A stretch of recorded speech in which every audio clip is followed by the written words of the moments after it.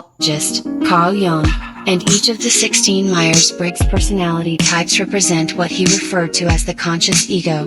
Jung believed that over the course of each person's personality development, the conscious ego will naturally determine what it does and does not accept as part of its ego identity. Consequently, the qualities that we reject in ourselves will get pushed to the back heap of our unconscious. This unconscious part of our psyche is what Jung described as the shadow. The shadow is a concept used to explain aspects of our personality that we deny and ignore in ourselves. The shadow is not necessarily bad or evil and can actually be very positive when properly harnessed and integrated with our ego identity. However, when we choose to remain ignorant of our shadow, it can wreak havoc and act destructively. Areas in which we are personally inferior or deficient are subject to being projected onto others by our shadow. Our shadow is also responsible for our negative prejudices about qualities we observe in others and despise in ourselves.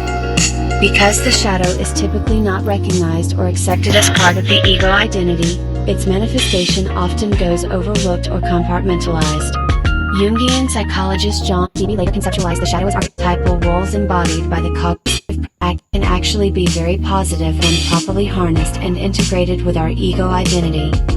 However, when we choose to remain ignorant of our shadow, it can wreak havoc and act destructively. Areas in which we are personally inferior or deficient are subject to being projected onto others by our shadow.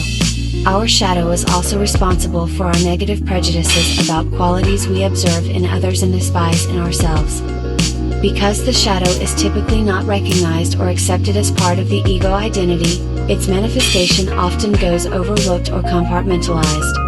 Jungian psychologist John Dewey later conceptualized the shadow as archetypal roles embodied by the cognitive functions not included in each MBTI type. In the case of ENFJ, these functions are FI, NE, SINTE and form a kind of negative version of the INFP. Here is a look at how the ENFJ shadow functions play out. ENFJ fifth function, FI opposing. ENFJ's shadow FI typically emerges in defense of their dominant FE perspective.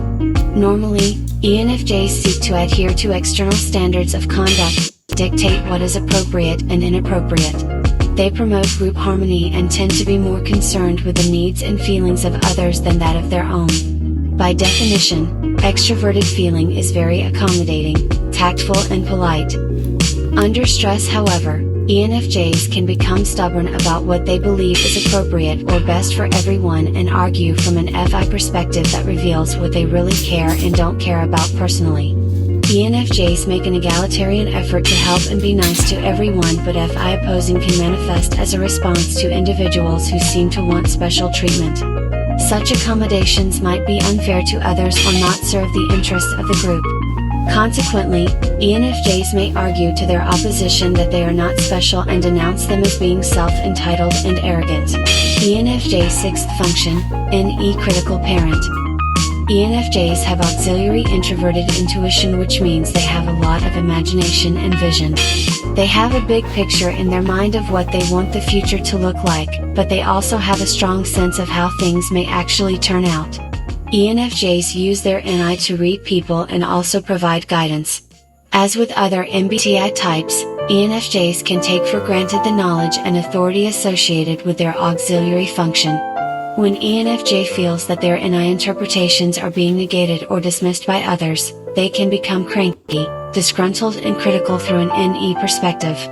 When this happens, they can become especially clever in how they find fault, blame and point out flaws and holes in other people's ideas. ENFJ seventh function, SI trickster. SI trickster emerges as a response to feeling trapped, oppressed or backed into a corner by inconvenient facts or past events.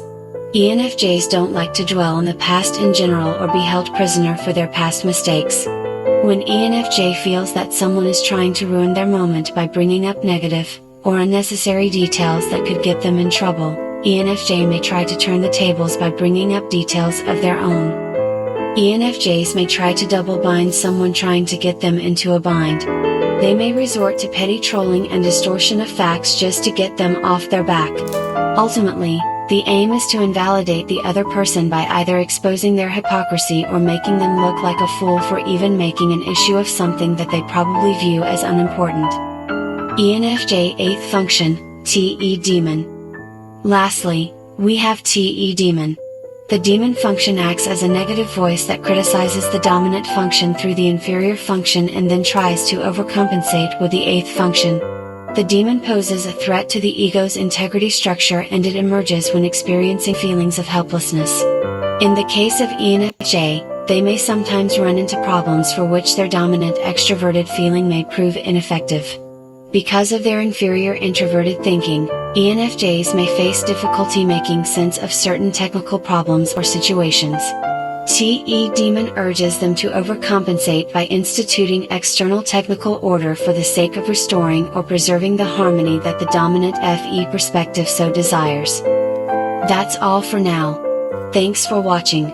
If you found this helpful, please leave a thumbs up and subscribe to this channel to stay posted. Till next time.